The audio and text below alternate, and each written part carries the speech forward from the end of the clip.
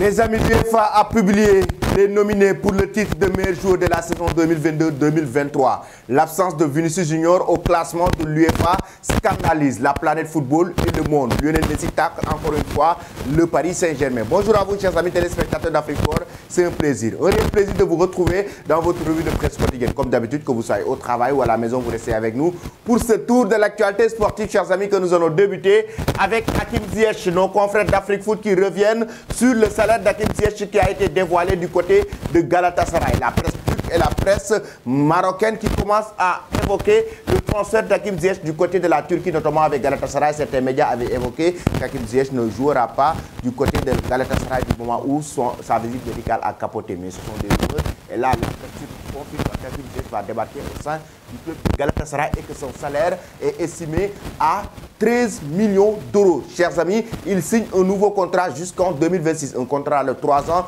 selon les médias turcs. Il va signer au sein de Galatasaray, ce qui fera la somme de 4,5 millions d'euros par an pour le joueur marocain. Que pensez-vous de son transfert du côté de la Turquie? Vous donnez vos avis en commentaire. Après Hakim Ziyech, nous allons parler de Mohamed Kudus, le joueur ghanéen du côté de l'Ajax Amsterdam.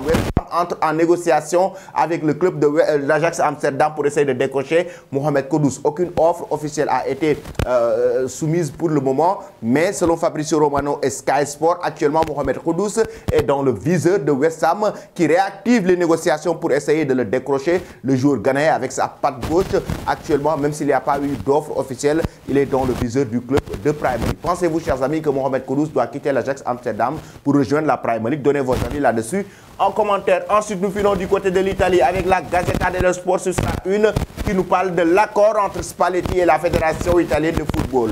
Lui, Spalletti a donné son feu vert. Il a donné son accord à la Fédération italienne de football pour remplacer Roberto Mancini au sein de la Squadra Azzurra. Spalletti est prêt à rejoindre l'équipe de la Squadra Azzurra pour remplacer Mancini qui a démissionné d'une façon très surprise. Une démission surprise de Roberto Mancini après avoir remporté notamment l'Euro. Et Roberto Mancini, donc Spalletti pour le remplacer. Maintenant, il reste la somme de 5 millions d'euros que la Fédération italienne de football doit verser à Napoli, notamment oui, au président De Laurentiis pour pouvoir libérer l'entraîneur Spalletti à la tête de la Squadra Azzurra. Maintenant, pensez-vous que c'est une bonne idée pour Spalletti de remplacer Mancini à la tête de l'équipe nationale italienne? Chers amis, vous donnez vos avis en commentaire. De l'autre côté, Corriere dello Sport parle de Vlahovic avec la Juventus de Turin.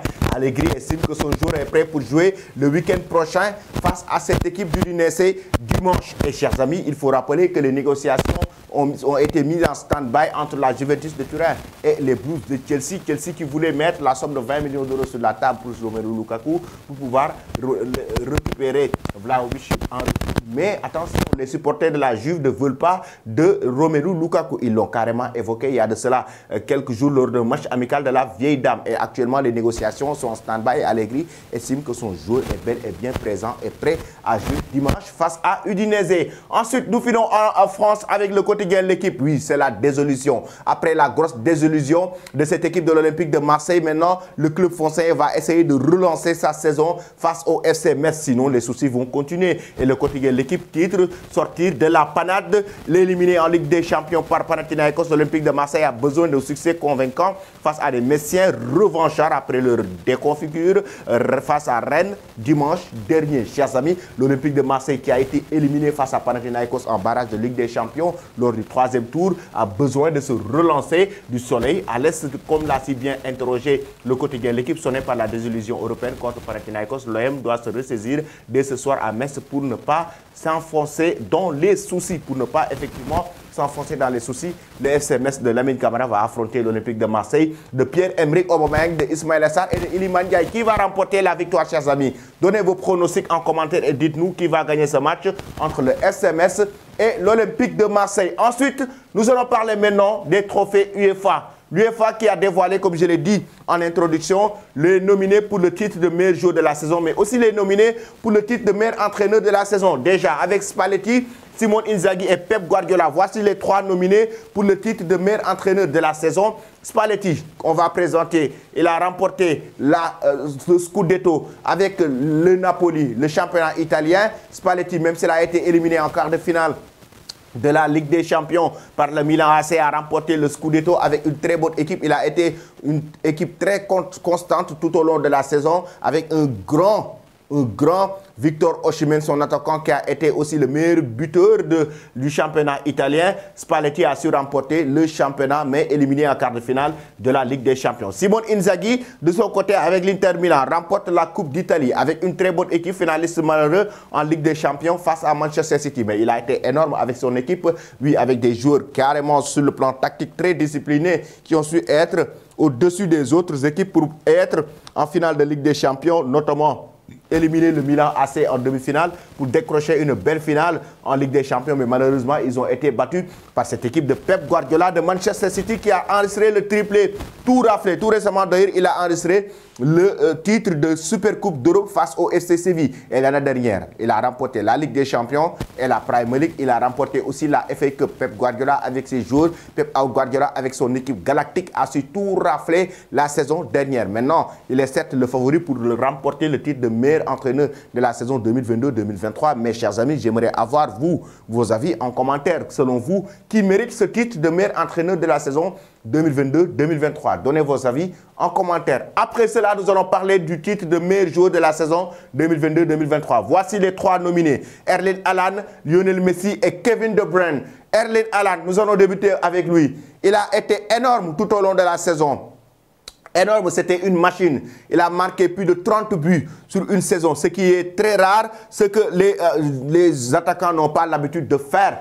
Oui, plus de 30 buts sur une seule saison. Erling Haaland, meilleur buteur de l'histoire de la Premier League sur une seule saison, meilleur buteur de la Ligue des Champions. Erling Haaland a remporté la Premier League, la Ligue des Champions, la FA Cup. Il a raflé tout sur le plan collectif, mais sur le plan individuel, il a été le meilleur buteur de la Ligue des Champions et le meilleur buteur de la Premier League. Ça veut dire que la machine a tout raflé et a tout remporté. Le cyborg norvégien pratiquement a été au-dessus de tous les attaquants sur le plan européen. Voici la raison pour laquelle il est parmi les nominés pour le titre de meilleur joueur de la saison 2022-2023. Kevin De Bruyne aussi de son côté, pratiquement tous les buts de Erling Haaland ont été donnés par Kevin De Bruyne. Ses passes décisives ont été énormes tout au long de la saison. Il a été magnifique dans cette équipe de Pep Guardiola, que ce soit au niveau du trident, du milieu de terrain, accompagné de Ilkay Gundogan, accompagné de Rodri et John Stones.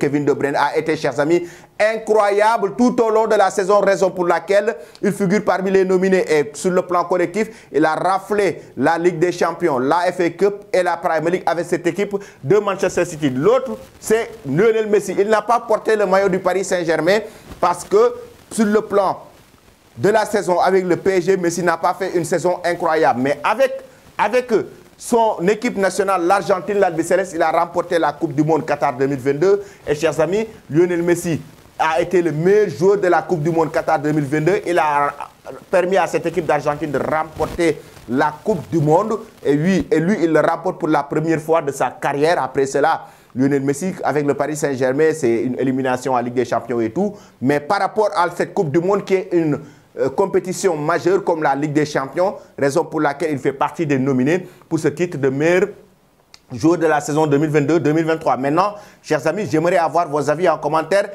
Qui mérite mieux ce titre de meilleur joueur de la saison 2022-2023 entre Erling Haaland, Lionel Messi et Kevin De Bruyne? Donnez vos avis en commentaire. Après cela, nous allons parler maintenant du classement, le top 10 que l'UEFA a donné pour le titre de meilleur joueur de la saison 2022-2023. Il y a un classement de l'UEFA. Déjà, on connaît les trois nominés, les trois joueurs nominés et l'un d'entre eux va remporter le titre.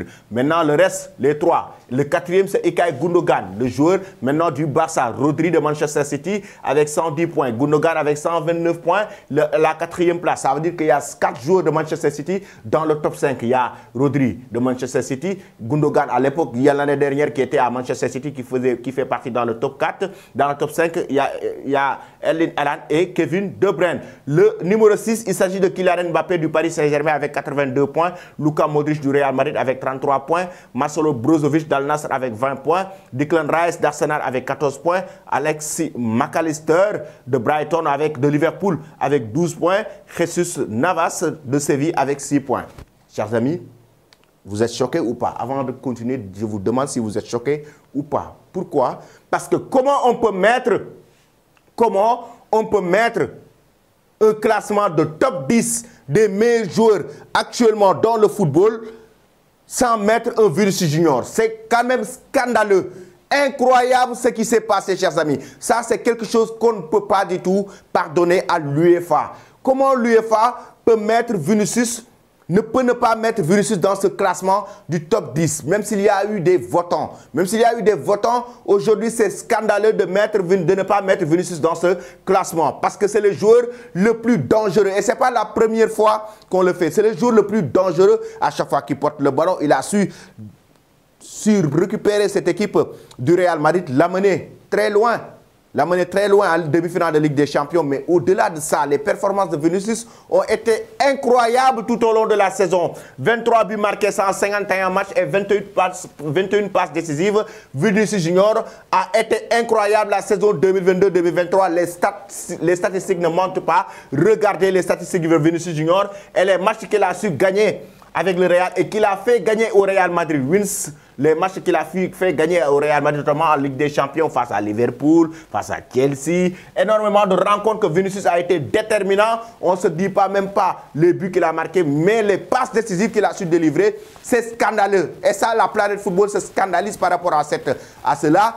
Parce que le grand Vinicius Junior qui a été énorme tout au long de la saison, comment on ne peut pas ne pas le mettre parmi le top 10 des meilleurs joueurs de la saison? C'est carrément, chers amis, quelque chose qu'on ne peut pas accepter. Inacceptable venant de l'UEFA. Inacceptable. Inacceptable, on ne peut pas. Chers amis, moi personnellement, je me dis que c'est un manque de respect total à l'endroit d'un joueur très dangereux à chaque fois qu'il porte le ballon. Regardez le but qu'il a marqué face à cette équipe de Manchester City avec la passe d'Eduardo Camavinga en demi-finale de Ligue des Champions. Chers amis, il faut beaucoup plus de respect pour Vinicius Junior. Que pensez-vous de cette situation, les gars? Vinicius, moi-même, je peux dire ici, il n'y a pas de souci, il ne peut pas ne pas être parmi les 3 nominés. Mais dans le top 10 des meilleurs joueurs de l'UEFA de la saison 2022-2023 sans Vinicius, c'est un scandale. C'est un scandale. Et là, carrément, chers amis, c'est quelque chose qui est inacceptable. Maintenant, donnez vos avis en commentaire et dites-nous, êtes-vous d'accord avec ce classement de l'UEFA? Vous donnez vos avis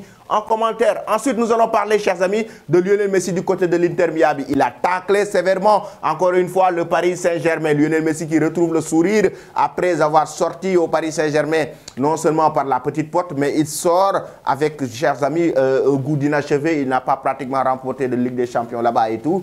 Mais Lionel Messi tacle le Paris Saint-Germain et il dit carrément, présenté devant les journalistes jeudi après avoir déjà inscrit 9 buts avec le club de l'Inter Miami en 6 matchs, les amenant en finale de la Ligue Cup.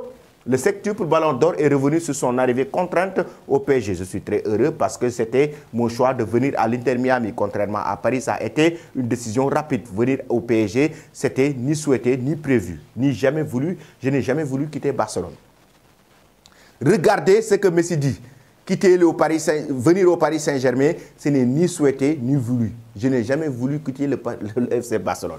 Lionel Messi, donc, n'a jamais souhaité quitter le Barça pour rejoindre le Paris Saint-Germain. Ça veut dire que c'est quelque chose qui l'a vraiment surpris. Je suis très heureux parce que c'était mon choix de venir à l'Inter Miami. Ça, c'est son choix. Mais son choix n'était pas de signer à Paris il y a de cela 2 ans. Contrairement à Paris, ça a été une décision rapide. Venir au PSG, c'était ni souhaité, ni prévu. Je n'ai jamais voulu quitter Barcelone. C'était du jour au lendemain. C'était difficile, mais heureusement, c'est très différent de ce qui m'arrive aujourd'hui à Miami. Parce qu'aujourd'hui à Miami, Lionel Messi a retrouvé le sourire, il marque des buts et enregistre de belles performances avec cette équipe de l'Inter Miami. Chers amis, que pensez-vous de cette déclaration de Messi? Donnez vos avis en commentaire. Certainement, les supporters du Paris Saint-Germain seront en colère.